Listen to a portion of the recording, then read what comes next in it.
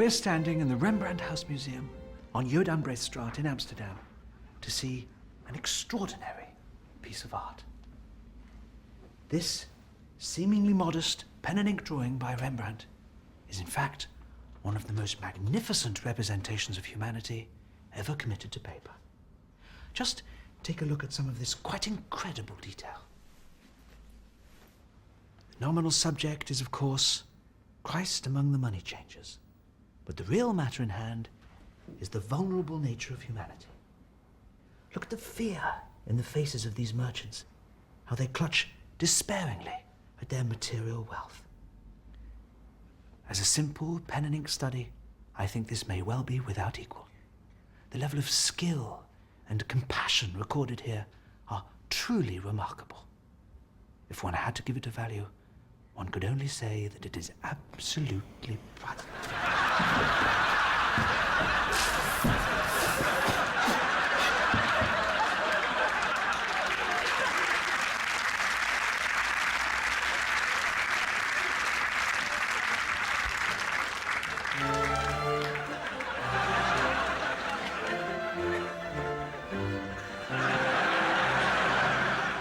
We're here amongst the priceless relics in the Library della Santa Croce in Pisa to see perhaps the most priceless of all.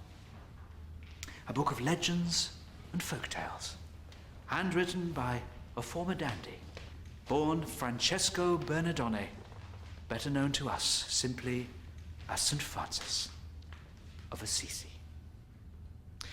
St. Francis died at 43, his body, brother donkey as he called it, broken by the many years of austere living he'd chosen.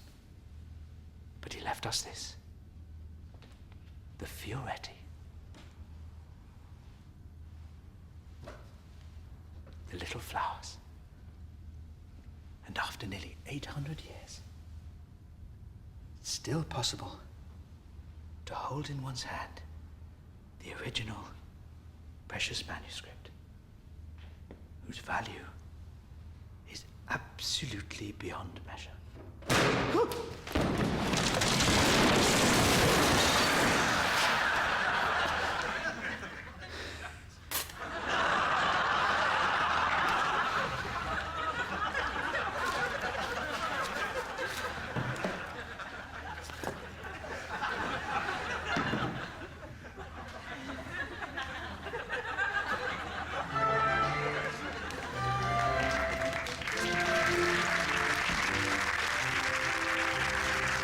I'm standing on the famous mahogany-inlaid floor of the banqueting hall in the Château de Vincennes in order to view a truly extraordinary item.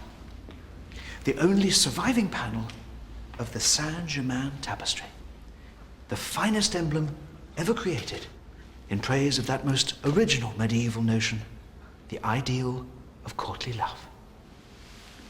Just look at this glorious embodiment of chastity, lifting her mantle, raising her hand, turning her face towards us.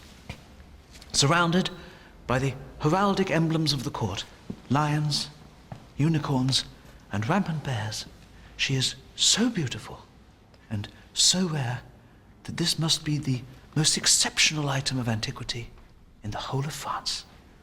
It is, of course, quite simply priceless.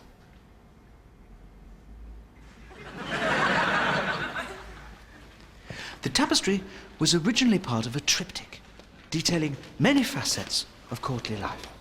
There were numerous smaller depictions of natura natura, that is, nature naturing, goats, donkeys, rabbits, sheep, even hedgehog.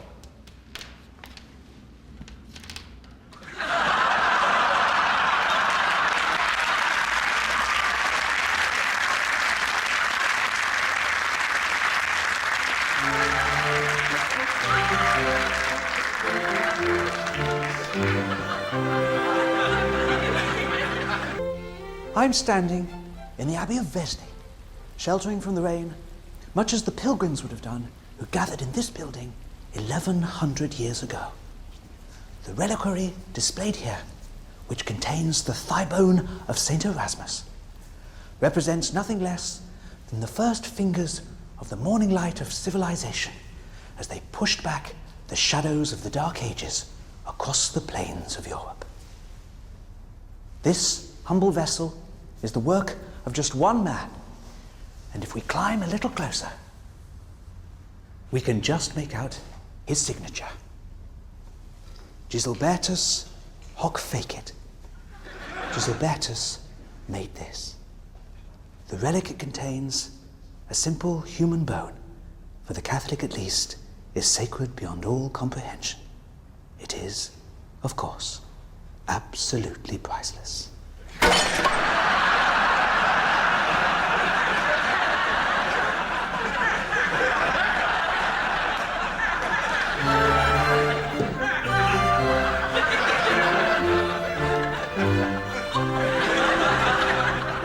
I'm here in the Keukenhof Gardens in the Dutch university town of Leiden to see a truly remarkable tulip. This one, Semper Augustus, also known as the Viceroy. Believe it or not, the growth of an entire culture was founded on this pretty-looking flower. The Dutch cultivated them, and a craze was born.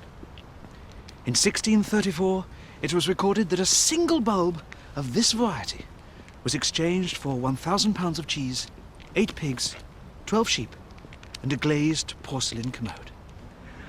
The Viceroy had been thought extinct for over 200 years. That is, until now. Just a few weeks ago, a single flower was found in a copse near Antwerp. And this is it. From this lone, priceless specimen, a once great variety of truly extraordinary cultural significance is to be revived by the horticulturist.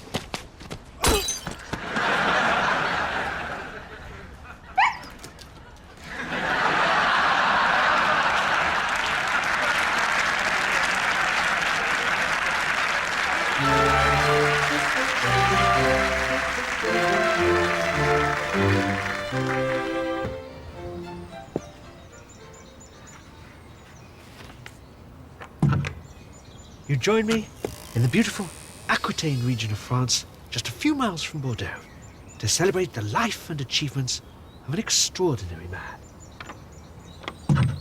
The man who invented this, the essay, the accepted medium of humanist communication for over 3 centuries.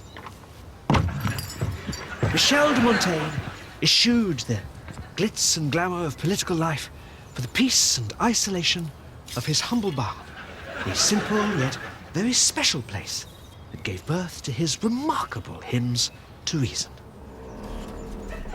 The clatter of arms and myself, and even kings and philosophers defecate, and so do ladies. Fortunately, the place that formed these remained preserved for all the ages. As Montaigne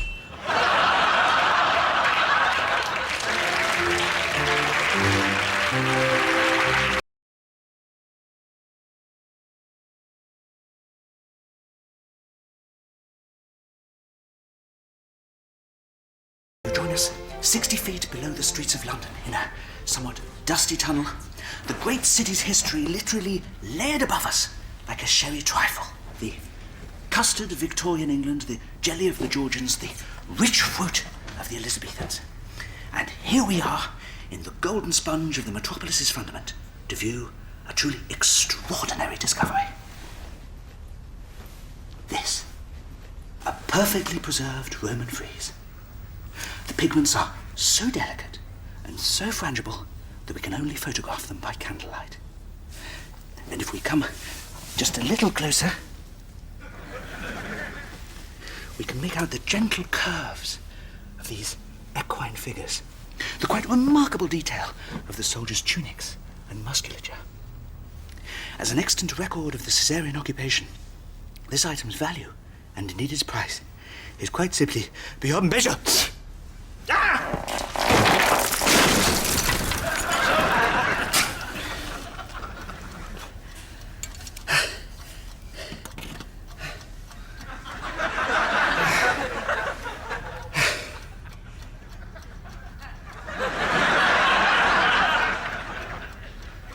must remain absolutely still.